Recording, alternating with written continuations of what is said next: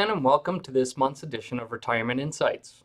Today I want to talk to you about a topic that tends to come up all the time when planning retirement scenarios with clients. And I think especially here in upstate New York. And that is what to do when you change homes in retirement. And more specifically with that topic is the question, are you better off buying a home or renting one? Well, the choice depends on a great number of factors. So what are these factors? What do you need to figure out if you should be a homeowner or a renter in retirement? Let's take a look. So the first and I think the largest factor that you need to weigh out is the amount of time that you have to commit to a new home.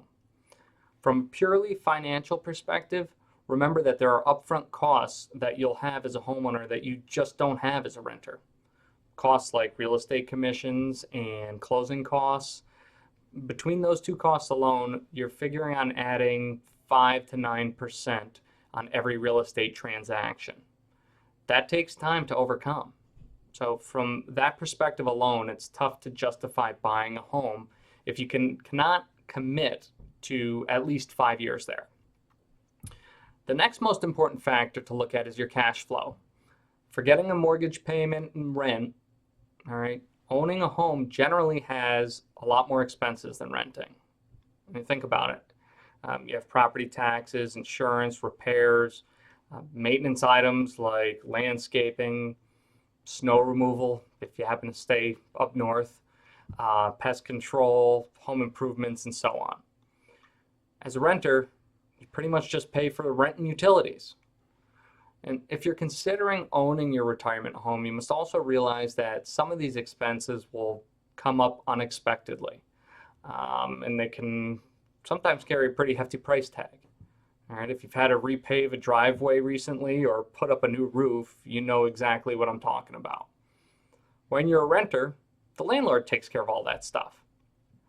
Okay, added into this factor is what to do with your liquid assets, your cash. Okay, let's assume that you're downsizing from your current home.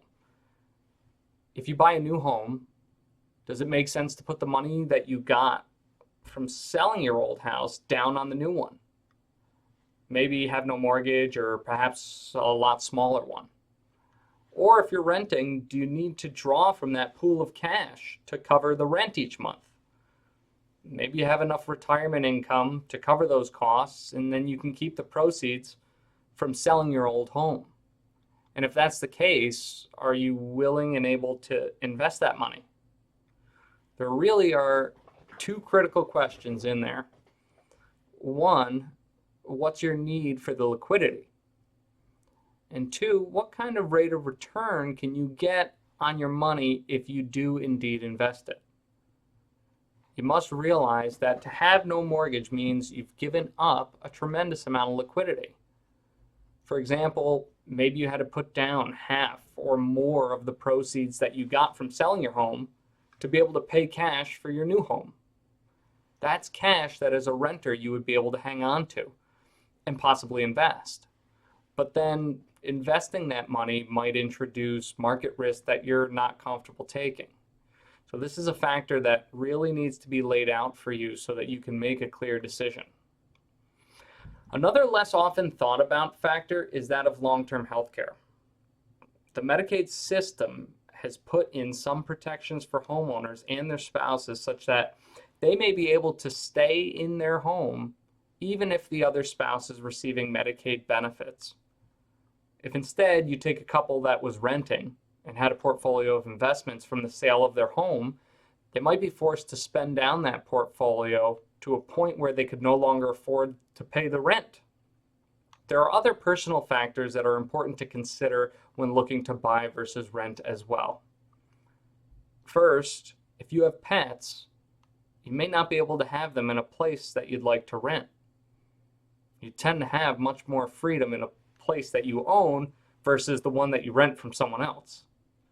And to that, your ability to change or customize a place to your personal liking is going to be far better in a home that you own versus a place that you rent. Okay? But freedom in the home also means freedom to change your home.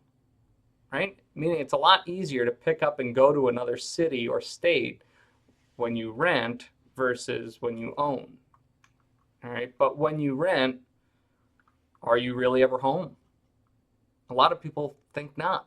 Many folks just like the pride of home ownership and feel like a home isn't really their home unless they own it. Now, when you're weighing out all these factors, you can get some initial help with some of the financial stuff with tools that are available for free online. You can Google rent versus buy calculators, for example, and try to get your hands around the numbers somewhat. You can also look up another important item that I haven't mentioned yet, and that is the price to rent ratio. This depends on the city that you're looking to live in, and what it is the ratio of the average home price to the average annual rental payment. A higher ratio means that it will be relatively more expensive to buy a home in a certain city than it is to rent there. Think about home prices in a place like San Francisco versus a city with low property values like Detroit. You'll see a huge difference in price to rent ratios between those two cities. So I highly recommend doing a search for that in the area that you're looking to live. Most of all, remember that this is one of the more important decisions that you'll make in retirement. It's truly beneficial to work with a knowledgeable financial planner by your side. Someone who can help uncover what factors are most important to you, can help you lay out and analyze all the financial variables that are involved, and can help you make a decision that serves you best. Thank you for joining me once again, and if you haven't yet, please follow me on Facebook. You'll get updates on videos like these, blogs, and article shares for all things retirement planning. Thanks, and see you next time.